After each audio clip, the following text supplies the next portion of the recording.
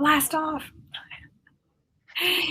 Hello, I am live here Hi. with Hilary Kline. Yay! I wish I had like sound effects of clapping. Hi, how are you today, Hilary? 2:00 your time, 1:00 my time. Yeah. Well, I am checking in. I was really tired. I took like a 20-minute nap before this. Good for you. I'm super Yeah. impressed. It wasn't, I didn't sleep the entire 20 minutes, but I tried, and it was the intention that counts. Very nice. And yeah, our last meeting, the facilitators gathering, was pretty heavy. Not sure if you watched it. It's my timer to make sure I wake up. Make sure I take that off. Anyway. Yeah, it was pretty heavy. Took a lot out of me, which is good. Good to release heavy feelings. So right now I'm just kind of tender, tired, and ready for this to be over. I bet. We're going to go out with a bang with your interview. So Thank you. you saved the best for last. Oh, dear. Well, thank you. Mhm. I'm checking in as, it's really funny, just random things. I accidentally dropped a hot dog skewer, like for over the fire, on my foot last night, and it punctured one of my toes right in a very interesting place that also I think went to a muscle on the bottom of my foot, of all things to accidentally do. And I was barefoot. So I'm in pain. I'm not in pain right now. I've taken Tylenol and it looks like it's going to be fine, but I can't walk. So, Oh my goodness. I'm checking in as feeling really clumsy and a little bummed, and hopeful that it will heal because I have a wedding this weekend out of town. So that's just a fun, more lighter thing to check in with right now. Was it really hot when you dropped it? No, thankfully, it was just on a hanger in the laundry room, and I walked in and bumped it, and it fell but fell straight into my foot. Yeah. That's it. Maybe I shouldn't be hanging them that way. That's what I'm thinking. Maybe not near the door, but I think hanging them's fine. Should hang them on the back of the door, not where I can hit them. Anyway, that's just random silliness. But I am, super thankful to be here, and I am full of amazing moments together this whole week of being live and having just a few more meetings than normal, but not a whole lot more meetings than normal, but a few. And I think I'm expectant to see what God's going to do with all of this. Part of me feels like so many people, like we did it so fast that so many people still don't even know it happens, it seems like. And so I'm thinking that we're going to have ripple effects. So I'm kind of excited to see what those ripple effects are. And I'm just happy to spend an hour with you right now. I think that's it. I'm in. And my brain, and I am having to pull my brain back from thinking of debriefing this whole experiment already, right? Like we're so trained to be debriefing everything all the time. So my brain's already going, oh, we could do this next time. We could do this next time. And I'm like, not yet. We don't even know if there's going to be a next time. Stop it, brain. So I'm like, pushing the horses back in this corral. Telling them to hold their horses. Wait. So that's kind of funny just to feel my brain doing that and laugh at it and give me another hour of just being with you and then being with our people before my brain starts to do that. So I'm in. Yeah. Thank you. Mm-hmm. Well, for those listening, we are doing Gentle Curiosity with Hilary Kline today. And if you're out there listening to us, we have a chat feature and you can actually write in some questions below. So you might not be able to see us and the chat box at the same time. Not sure what it looks like on your screen, but there is a chat box if you're in the experience. And you do have to sign in order to leave a comment. And it looks like a lot of people don't like signing in because they'll text us their questions, but they're not actually putting them in the chat box. So just let you know, we don't get your email if you sign in. Rally Up doesn't get your email. It's literally just to interact with us. Yes, it is weird that they make people sign in to do that, but that's just the way this is. So if you have a question, we will look down there and see what those questions are. So Hilary, just share with everyone where you are in the world, and what's your family makeup, kind of like who do you live with, and what's that like? And then how do you describe what you do for Luke 10? I'm laughing because I used this question for her. Yeah, I learned. It's a good one, isn't it? I took notes. Yes, dang it. So I'm Hilary. I am currently living in Baltimore, Maryland with my husband. And we live in this cute little townhouse. That's like close family. Just me and him living together. And then his parents are about 30 minutes away. And then my dad is about 2 hours away. He lives outside of Philadelphia. And then my brother and sister-in-law and their little daughter live in Philadelphia.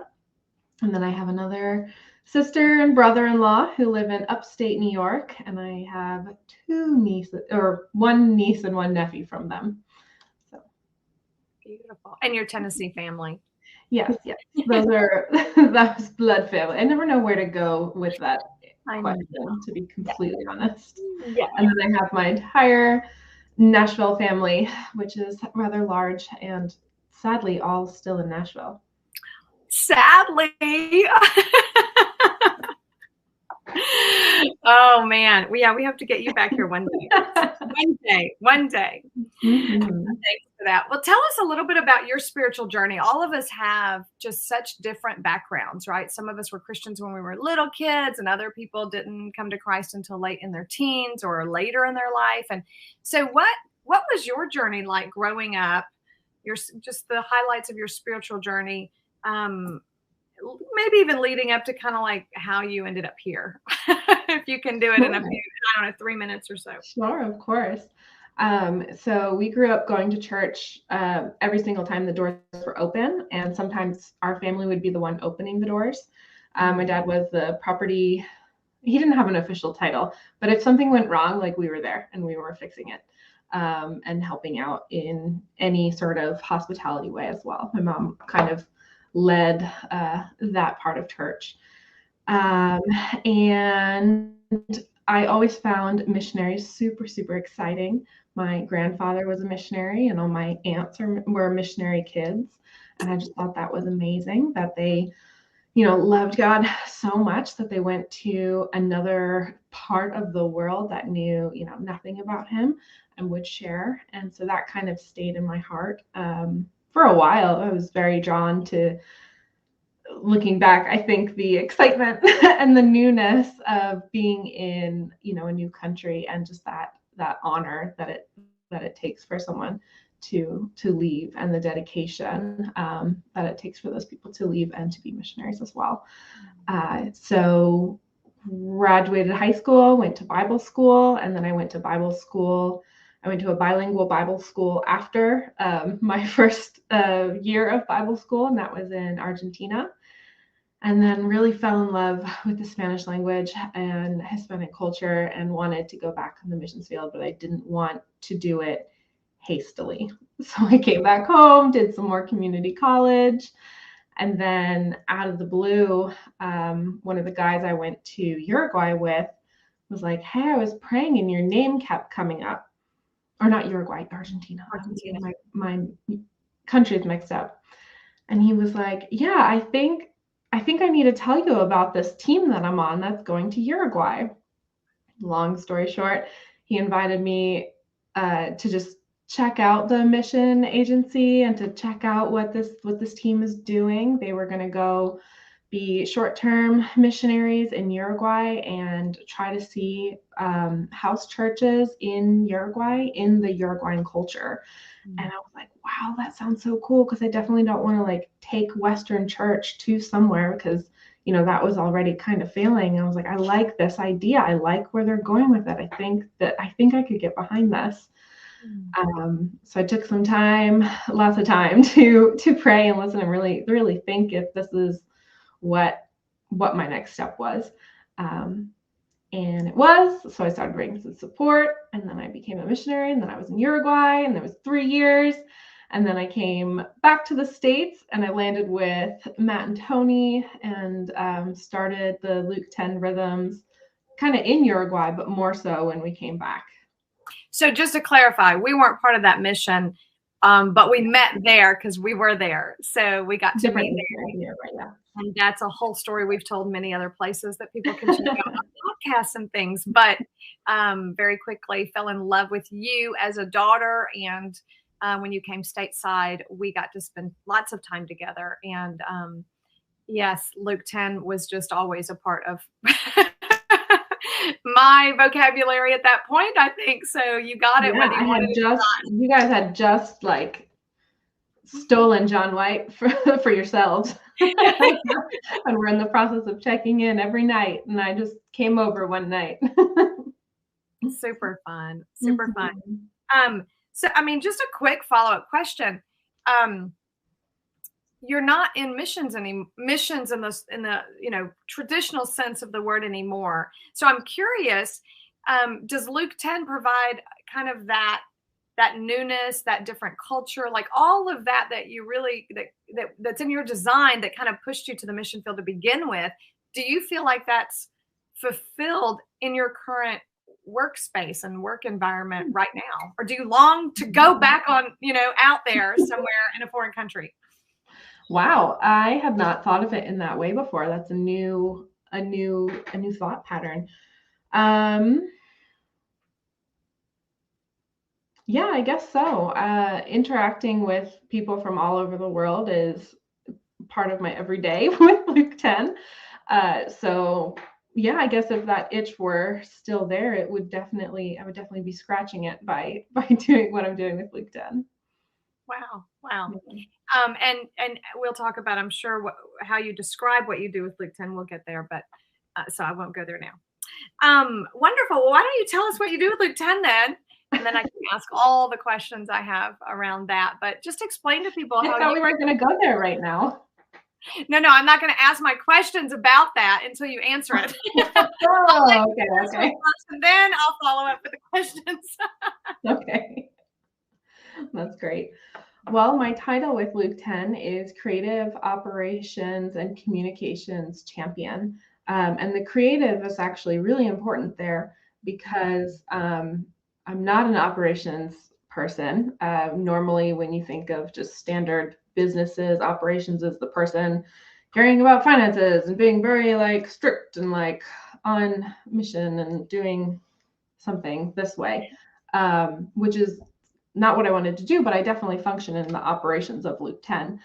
But the creative piece is seeing what's missing, finding what's needed, and doing it and implying it in different areas like Rally Up, for instance. What else do you do? Yeah, so the communication side is communications. You design things. You do a little bit of everything.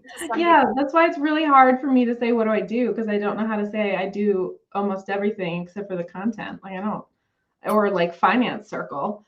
But if we're putting stuff out there, my eyes are on it. I like making things better and improving them and making them easy to read as well.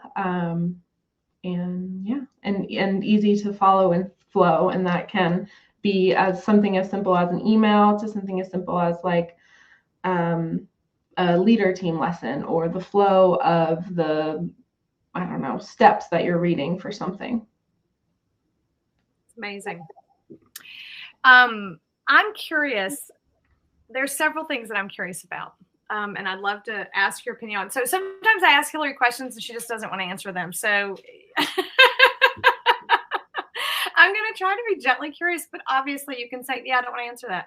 Or I don't know, skip that question and we'll move on and maybe you'll come back to it. That's great. But, I'm curious, you being a woman, a young woman who has been in ministry for years before you ever came to Luke 10 to work with us. I'm curious how we talk a lot about apostles and entrepreneurs.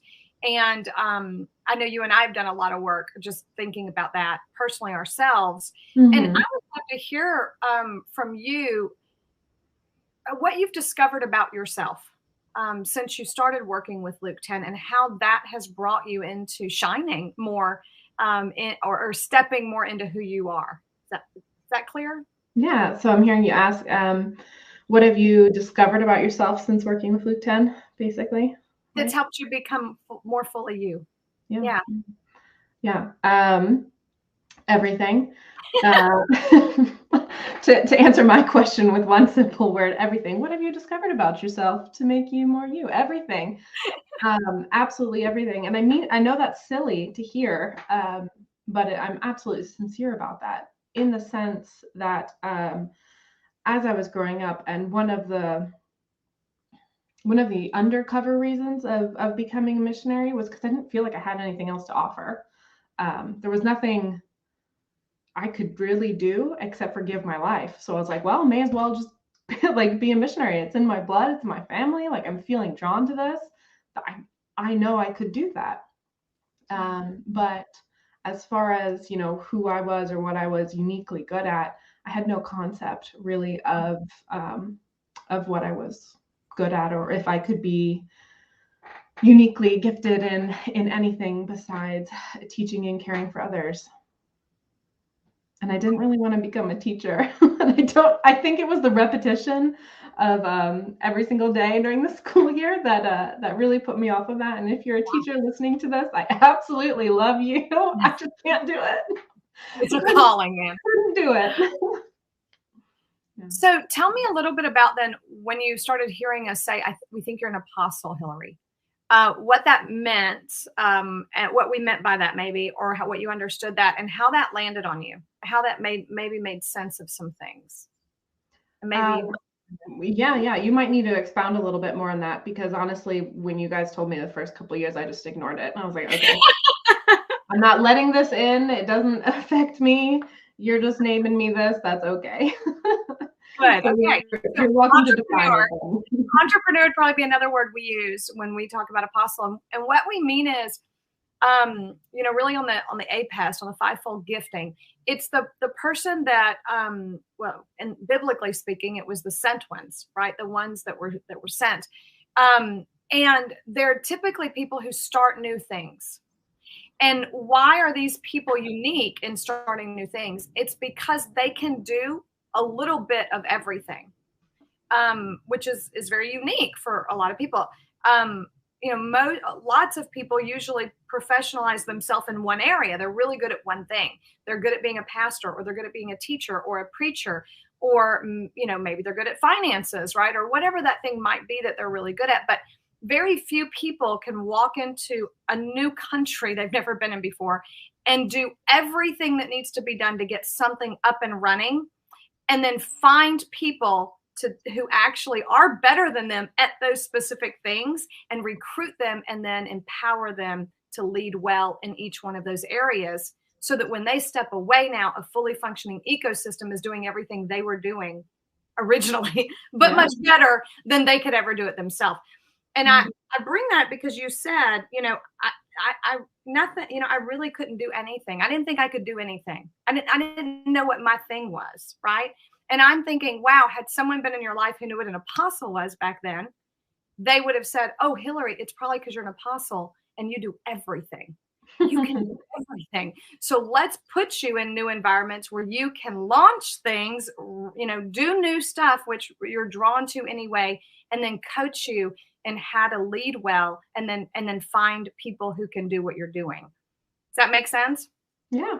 That's what I see kind of have happening in as you've come to us. How's that felt for you? Do you see that, first of all? And then how has that process felt for you? Yeah. Well, I definitely have seen it. I'm not blind to the fact that I didn't know what I was coming into relational training or at all. I wasn't aware of how rich that side of me is, just emotionally, relationally speaking. And then how do I feel looking back, going through my design, kind of understanding a little bit more how I function. It's a little mixed, you know. It's deep joy followed with deep grief. Deep joy, and that I am celebrated and continued to be drawn out and poured into, and into a place where I can even like apply my skills and give to others freely, and like just feel supported in so many different areas that, you know, I wasn't aware of. And then deeply grieved that, man, it's taken like this long, and who else like doesn't know? Who else is lonely? Who else is like stifled or shut down or ignoring who they are just to serve? And that hurts. Wow. It hurt for you if that's you. Yeah. Thank you. You know, a lot of times they say our deepest calling comes from our deepest pain and woundedness. And, you know, the more I know you're on Instagram a lot, helping people, just sharing your story, inviting women, especially, you know, about your age, into something different for them. And it's just been really beautiful to watch. In Luke 10 specifically, what role do you like the most? Because like you do so many. I mean, you're training as a trainer right now, so you're even starting to train people, and you're knocking it out of the park. You know, you take over podcasts for, you know, you take over the marketing of podcasts, and you knock it out. Everything you do, you're one on the Enneagram. You knock out of the park. But what lights you up the most? What gives you the most joy? That's such an interesting question. Can I come back to that? I do want to answer it. I'm not saying no, I won't answer this. I just was not ready for it. All right, great. So we'll come back to that. I'm going to jot my note down though. So Please do. Yeah, because I'll forget. No, I want to think about that one. I don't want to just answer the first thing that comes to my mind, because that's just, that normally happens, and then there's normally others. And you hate like the most as well. So I should have rephrased that. Which part and the worst part of my job? Is that what you're asking? No, I'm thinking more of like one of your most favorite things. So it's not the most favorite, because you can have more than one, but one of the most favorite things that you do, if you had to say. So there we go. We'll talk about then a little bit about how Luke 10 and being involved with Luke 10 as an organization has changed your life or impacted your life.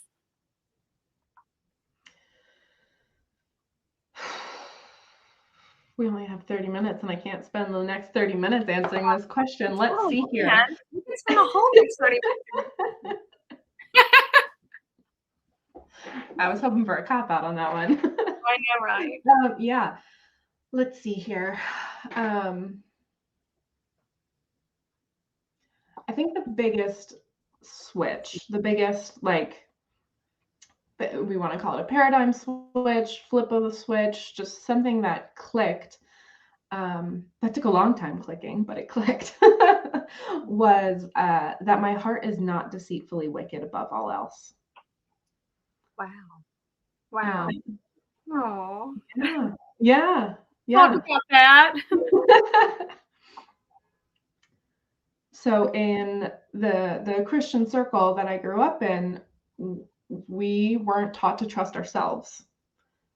We had to, you know, pray and ask Jesus and do that, but we couldn't trust ourselves, because we are prone to sin, and we will lead ourselves to destruction and alone. And any heavy emotions that you're feeling are indicators of something wrong, of sin, or something that needs to be redeemed. And so you shouldn't trust your heart, because it is deceitfully wicked.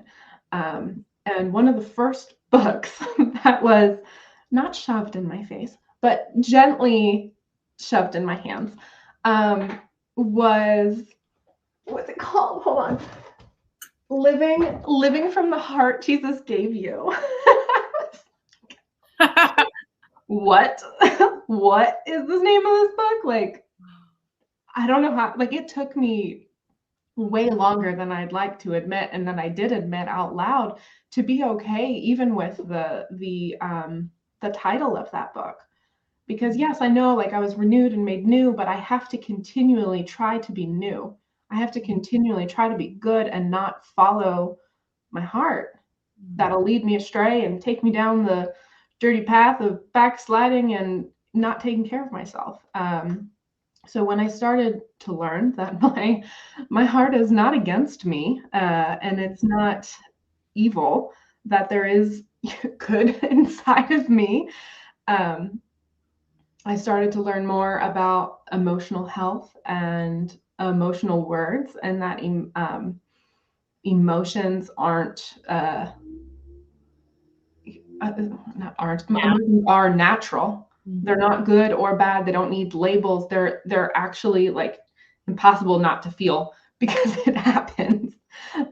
You have to work really hard at not feeling them, and I did for many years. So really getting in touch more with emotional language kind of started me off on the path of being more aware and checking in and being okay with myself when I'm not okay. Yeah. Wow. So that's a huge paradigm shift, and yeah, it sounds like, what would, if you had to put into words what the new paradigm is, what would you say? What is the new paradigm? If it's not your heart is deceitfully wicked above all else and your emotions are bad, what's the new paradigm?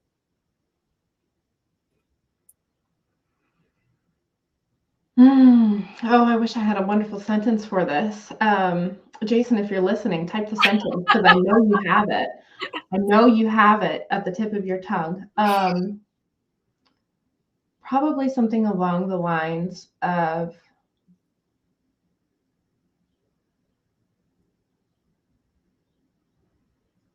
I am uniquely me, and something about continuing to discover the God in me. Something like that. Wow. Yeah. Because obviously scripture says that when we believe in Christ, the Holy Spirit, the presence of God comes and lives with us, right? But also, even before that, we're created in God's image. So even before a person accepts Christ, somehow the image of God is in them still, and we can be able to see that if we look and listen and draw out that person, right? So I hear you saying that this new paradigm is, I'm made in God's image, first of all. So even before I believed in Christ, there was a part of God that could be visible within me that was beautiful and good. Yeah. And then once I give my life to Christ, like, the Holy Spirit, the divine presence of God himself comes and lives inside of me. So it's in me, me. And it uniquely is expressed through how God's created me.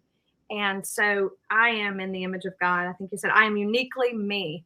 And the more I get to know unique me, the more you step into all God has for you and even know him, it sounds like, which is just so different. And your emotions are part of that. Yes. That crazy thing. Yeah. Beautiful. And I think of that verse, love the Lord God with all your heart, soul, mind, and strength. And I think in there somewhere is emotions, right? I mean, they got to be in there somewhere. I mean, yeah, it has to be heart, I guess, right? Like, that has to be the emotion side, but that's gotten so confused. How has that felt then for you to live into this for several years now? I mean, you've been with us for probably 6 or 7 years. How has that kind of evolved? How do you feel now as you're living into that? I feel such a strange distance from the girl I once was, and such tenderness, because I was doing everything I could and everything that was, expected or asked of me, and still, like, feeling like I was missing the mark or missing something or not good enough. Wait. So you'd given your whole life up to be a missionary, and you still felt like something, like you weren't giving enough, like something was going on? Yeah. It wasn't good enough for some myriad of reasons. So deep tenderness, and when I allow myself to think of that very deep tenderness, currently it's just lots of joy and easiness. There's just the awareness practice of what's going on in my mind and knowing that it's not all evil is really nice. That you're not at war. Oh, sometimes I can be at war with myself, but that it's not like, I don't know where I'm going with that. Just inner peace, which sounds really cliche. Yeah. Hilary, you know, none of this came instantaneously for you. No. What were some of what are some of the key practices for you that have allowed you to be present with your whole heart and let God in everywhere? That's really led to wholeness. I mean, is what I'm seeing in you is a wholeness emerging. So what are some of the most helpful practices you've engaged in to see this emerging? Yeah.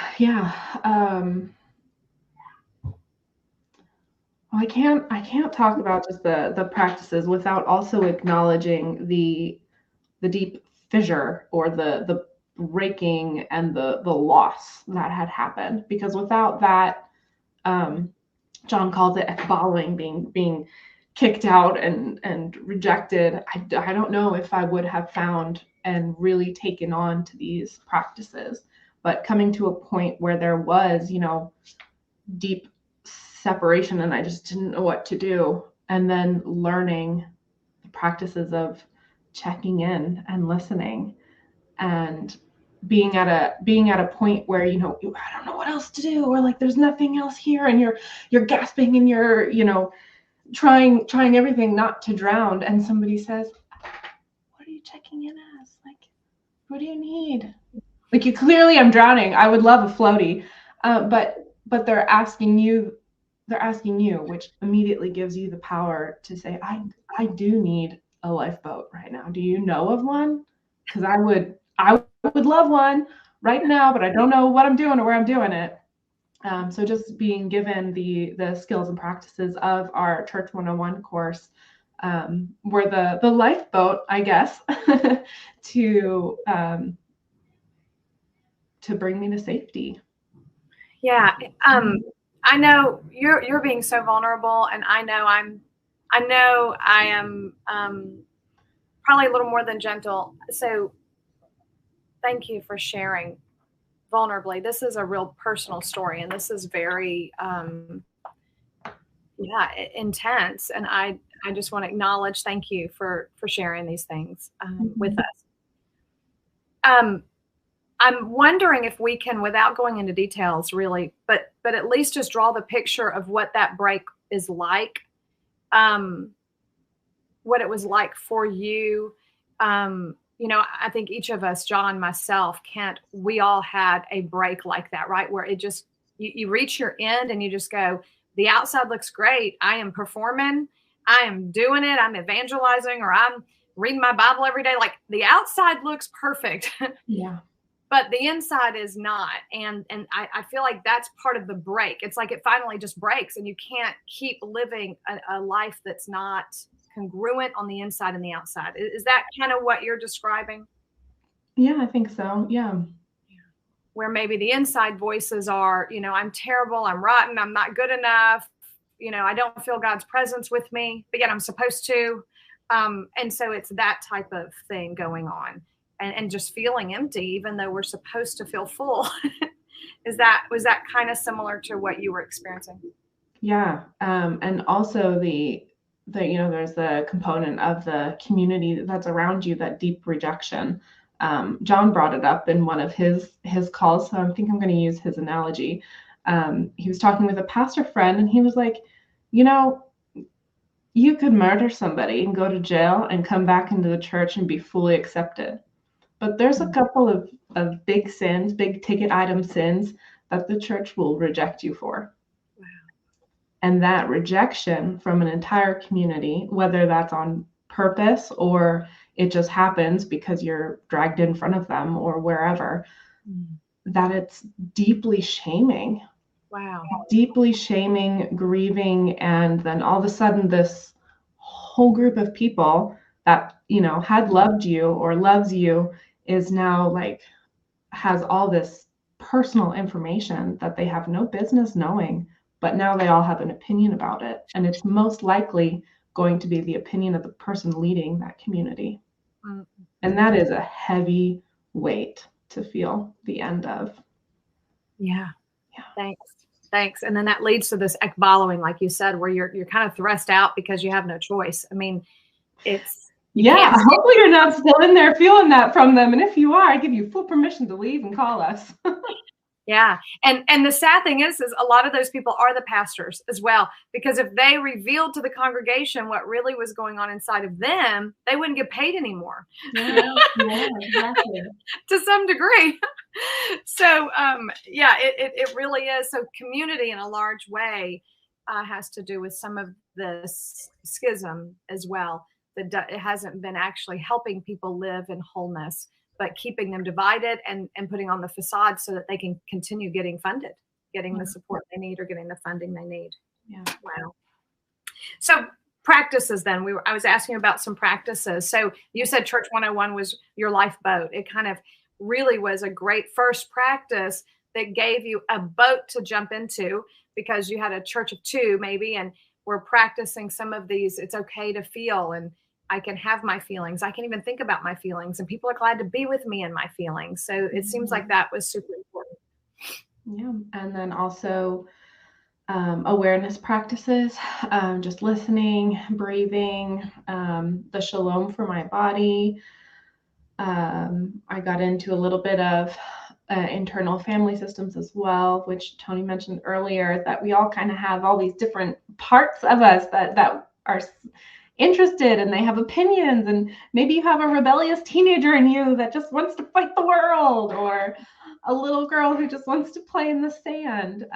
That, you know, it's just a way of nurturing your inner soul, you know, what parts of you, and paying attention to who gets triggered when I get asked this question, like, what is happening? Who is defending us? Because clearly you feel that we're being attacked. So what's happening? Like, yeah. So just having a broader awareness and skills practice of the inside. Yeah, that's beautiful. Thank you. So just thinking back to then, as you started to know yourself more, become whole, and feel all that's in there, and God's presence in the mix as well. And you're leaning into your strengths and your design. What lights you up? What parts of your job light you up that you get really excited A about? wonderful rephrase of a question coming back. What lights me up? Well, I think the first thing is more of the structure of the job. We in Luke 10 want people to work in their strengths, but we also don't want you to work if it's costing you your mental health and your sanity, and you feel shamed into working, which is, I don't know, it's new, it's weird. You know, when people, when I've been in jobs before, it's when you show up and you do your job and then you leave, and that's it. And that's that very surface, like you're expected. That's very common. That's very normal. It's not bad at all. It's doing a job. It's great. And Luke 10 expects that as well, but we also care for the person behind the job. And that's been one of my favorite parts of working with Luke 10, with our facilitators with the back end, my comm circle and our operations circle, is really just getting to the person, because the more we can draw them out, the more we can hear what's going on in their life, the more released and at peace they feel, and the more energized they are to like do the work anyway. So like they're going to produce better work if we pay attention to the person. Everything else is extra at that point. Wow. That I agree 100%. And I've got like 5 questions going on in my mind. So first of all, let me ask you this, because this gets a little bit to what you're talking about. How were you hired with Luke 10? How did that process even happen? Because right, this is how we structure our jobs. This is a little unique, right? So tell me about how you got hired. Yeah. Well, I was in Virginia going to school, and I think I had like 2 jobs at that point, but like I needed another one to like get by. And at that point, it had been a while since Tony and I were in consistent contact. And she called me and was like, "So I've got this like issue I want to like talk about or like do." And I was like, "Okay, like yeah, let's talk about it." So I learned about how John was sending the Church 101 lessons via PDFs. And she's like, "I don't know if there's another way to do this." And I was like, "Yes, there's another way to do this." And we have the problem I think was, how do we know who has gone through? How do we track? How do we know who's gone through the entire Church 101 course? Because we want to facilitate, right? No, not yet. That wasn't even a thing. Yet. Oh, no, that wasn't even a thing. Wow. It was John sending all these PDFs, and how do we track them? And so I made a little proposal, just as a trial, 3 months, and I was like, well, why doesn't he just copy me in on the emails? I make a little spreadsheet, see what date they're getting them, what date they ask for the next one, keep all their information in one place, and then we'll have a better understanding of what's happening. At that point in your life, had you ever written a proposal? No. Did you even know what one was? I mean, yeah, like, will you marry me? No, I mean, I knew it was a business term, and it was like a really important thing to like write a proposal and have it accepted. But you were really great with that. You gave me a couple sample proposals, and I just reinvented it and ran with it to specifically talk about what I was doing with the PDFs and the emails. And that proposal led into another proposal, which led into another proposal, which led into like a break where I didn't work, which led into the big proposal, which leads me to now. Yes.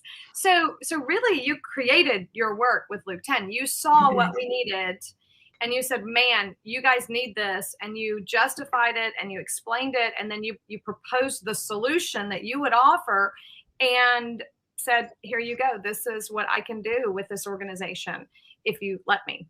Yeah. How is that different than how you've gotten other jobs? I hope you're laughing because you know why it's different. Because other jobs, you get the requirements and you're hired, and you hope they will judge you well enough because you can do the job anyway. But they have to make sure that you can do the job based off of a piece of paper we call a resume, and hope that's enough. Yeah, and you have to do what they ask you to do, the way they ask you to do it, usually. And in my experience, you're not really asked to think much. They just want your labor. Like, just do what we asked you to do. We don't want you to do a job. Yeah. We don't want you to make it better. We don't want you to propose how to do this better because we've decided how this should be done, and we want you to do it. And I remember you were working for a training organization, a physical training, like a gym, where they do coaching for athletes and things. And you were seeing all these ways they could better their process. And it seemed almost like they really weren't interested. Like they didn't really want that. You were rocking the boat. That was an interesting one. The one before that, I actually proposed myself into a job because I saw the owner, like really struggling. I was like, why don't we sit down? I got a proposal for you. So he hired me, and that was great. But it ended because I wasn't getting paid. Yeah, the other one was really weird. There was a weird like power dynamic struggle kind of thing, and then like secrecy as well. Because while I was also working on this problem, they hired somebody else to do the problem, and I was like, that's weird. That feels weird. Like I love this person, and I think we could do amazing things together. Why not put us in the room together? Wow. Why are we keeping the secret? Yeah. So talk to me a little bit about that secrecy in Luke 10 or stepping on each other's toes in Luke 10, because we have. So yeah. How do we deal with that?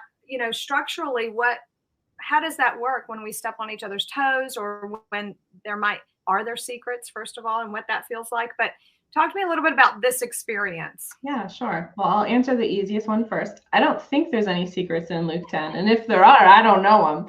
So they're well kept. Because I know a lot. So I actually started writing an article on this for Sociocracy for All, and I have not finished it. Maybe this will give me the gumption to finish it for them. But you'll have to watch the recording of the Operation Circle where we go into more sociocracy. I won't do that now. But we govern ourselves in groups that do their own job. And then the groups come together and they report on what they're doing. So there's a lot of freedom. And the freedom in that aspect where the power is shared, it's not localized. All the ideas aren't coming from one point, but it's shared power of sociocracy, really has given freedom within boundaries to create more. My job is not finance. I don't touch that. When I know what I'm not doing, so that way I can focus on what I am doing. What I am doing is operations, our CRM. How can I make this better? And that's my baby. Like, what do we do? Who do we pull in? Who do we contact? How can we make this better? And I have full freedom to research, to create, to make more proposals, to talk with different people, to bring different opinions in. And that structure of what my job is and what my job is not has been really freeing. And I think that's directly related to how we govern ourselves. Mm-hmm. Yeah, well said. And I'll say, as a steward of a lot of these things, when we have stepped on each other's toes, or when I see two other people stepping on each other's toes, in other companies or other Christian organizations I worked with, it usually got personal, right? Mm-hmm. It was like, that person's taking my job, or that person's not doing enough. Yeah. So when we notice, like, oh, I don't know if this is my job, and I seem to have bumped her out, or I'm being bumped out, that means we need clarity. That means somebody doesn't know whose role it is. Like, what am I doing that you're also doing, and why are we both doing it? There's some muddy water here. And now, which is really fun to say, I look forward to conflict, which is great. Because conflict is a door to greater intimacy in our safetyness of the circles. Never have I ever once said, I love conflict outside of Luke 10. I am so avoidant. It's fine. But because of the structure we have set up and the safety and emotional support we have with each other, we know that we will be met with curiosity first. And we know that we will be seen as a person first and foremost, I guess, over that defensive arguing and not listening and divisiveness of conflict that conflict can be sometimes. Yeah. Wow. Thank you. Yeah. That's amazing in and of itself. We could mic drop there, but I have more questions. So one of the other questions I have is, you're sharing this whole way that Luke 10 works and everything. One thought in my mind is, oh my goodness, if my husband with his construction company, told people to show up with their whole self, and if they didn't feel like working today, don't worry about it. They wouldn't have any workers at all. Not at all. Not at least for the first 2 months. Maybe they'd come back, but probably not. So what would you say about organization? Do we have a problem with people not doing enough? No. Ever? No. I think we have a problem with people doing too much. These two people on the screen right here. Everyone does more than asked for sure, right? Yes. And you go, what is that? Why are we an organization of people that are always doing more than we ask, and that we constantly have to say, pay attention to your heart, go rest, stop doing so much? And there's probably many factors involved, right? But if you had to name some of those factors, what would you say? Oh, I think because it's really important. It's really important to us. Good. Okay. The work, the work of Luke 10, this relational revolution and changing Christian culture to be curious and relational with each other has, I don't want to speak for everybody, but has touched me, heard my story, that I would not be the same person today if it weren't for Luke 10. And I wouldn't want to be anyone else today at all. And I want others to experience being, how do I say this? I want others to experience being loved on so much that they're undone. Wow. So it sounds like what you're saying is, for one, we get to do meaningful work. Like what it's our vision. Like all of us have this passion, and we get to actually work in our passion, which a lot of people don't get to work in their passion or give themselves to something they feel like is meaningful work. So that's a huge piece to why we just keep working when we might need to stop. What else would you say if you had to say? What other reasons? If you can think of one, you can share one. I'll keep thinking. Great. I'm going to say the design factor, that when we get to work, because how often do we say, look, if it doesn't give you joy, let's find someone else to do it, because it will give someone else joy. Like if you're working, go ahead. That's a great one. Because the other week I came back from a conference where I was participating and also evaluating, and I was like, okay, I need to like reset. I need to do something creative for my brain, and I know I need this. And so I tried painting, and normally that works, and it didn't work. And so I was like, whatever. 3 days later, at 8 p.m. at night, I start, tic-tacking away on the computer for something, and it was for work.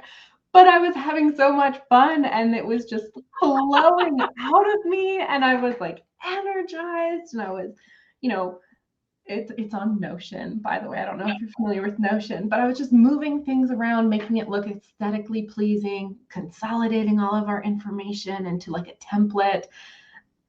And I laughed so much because it was like 3 hours, and I was resting, but I was working. But I was resting. I really enjoyed it. And your husband's like, are you working? No, I'm having fun. What would you say if I said no? Is it possible? So we have so much fun when we work.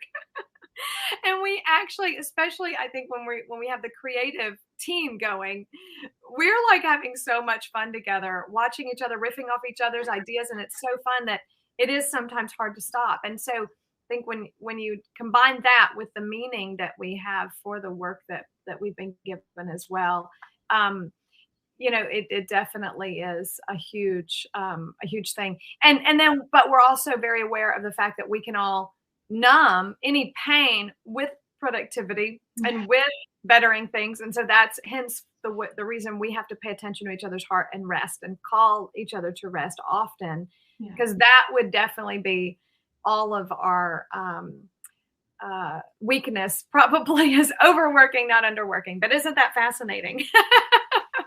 Very much so. Oh, man. So what else would you like to say today? We're almost out of time. John, somebody had a question on here that we would ask about, if you had to, think of one thing you wished for Luke 10 5 years from now, or your vision for Luke 10 or anything like that, what do you see? Some personalities absolutely hate that question. So I don't know how that question lands on you. What'd you say? I'm an ideator. I've been thinking about this since we started. That's right. I love it. Answer. Run with it then. Ideate, please. Yeah. No, I said this, I guess the most recent time I said this was about 3 or 4 years ago, but I'll bring it up again. And I know this is like so simple, and it's not like a big vision of where Luke 10's going, but it's to where the people are that could need this the most, which is, coming out of my deepest pain kind of thing. Conferences for high school kids and college kids like Urbana and Catalyst. You, John, Kent need to be like on stage and talking about this, or we need to do like workshops with checking in and listening, and just completely challenge all the younger generation that is wanting to go out in the world with the same vigor and intensity, that you once felt, that I once felt, to go on the missions field and to serve. I don't feel responsible, but maybe a part of me feels responsible. That, are they equipped? Do they know what their emotions are? Do they know that they can check in and not perform? Do they know that they're still valuable even when they're not doing anything? Yeah. Wow. Yeah, it's almost like we're catching everyone after the fact. Once everyone's been ekbaloed and they're in their 50s and up. You're much younger, obviously, but most of our people, it takes them a little longer to get ekbaloed. And then, and we're kind of gathering them on the other end once they're kind of done. Which is great. We need elders. This community is like one of the most rich communities of elders, meaning people who have lived a life and they have their children, and their children are gone and out of their house, and they're ready to like give back and reach that elder stage of maturity. But you're seeing a day when we're equipping people out of the gate with this stuff, maybe. Yeah. Why do we have to wait until they get thrown out? That's awful. Good question, isn't it? Yeah. Good question. Can we raise them this way? I don't know. It'll be fun to see. That's a beautiful, beautiful vision. Anything else you would want to say? Why would you give to Luke 10? If you were going to give to Luke 10, why would you do that?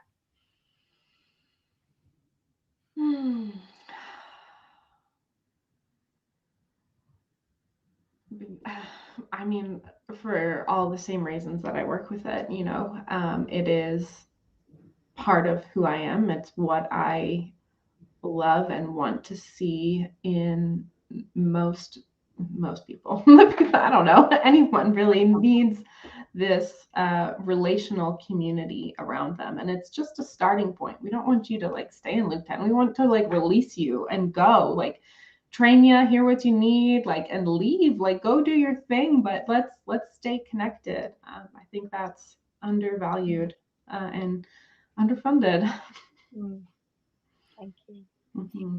Thank you so much, Hilary. It's been wonderful to be with you for this hour. Thanks for being vulnerable and kind of touching into some tender parts of your story. I appreciate it. Yeah, thank you. And if you're listening, text me. I'd love to know if you were listening. Definitely. And is this it? Are we going to have any type of live wrap up, or do you and I wrap it up right now? Maybe we should wrap it up later tonight and just share the overall numbers. I think we should wrap it up later. All right. I don't know when though, so pay attention to your updates. Maybe we should choose a time now, but I don't want to do it too late. We won't. Maybe right after the closing round on Zoom.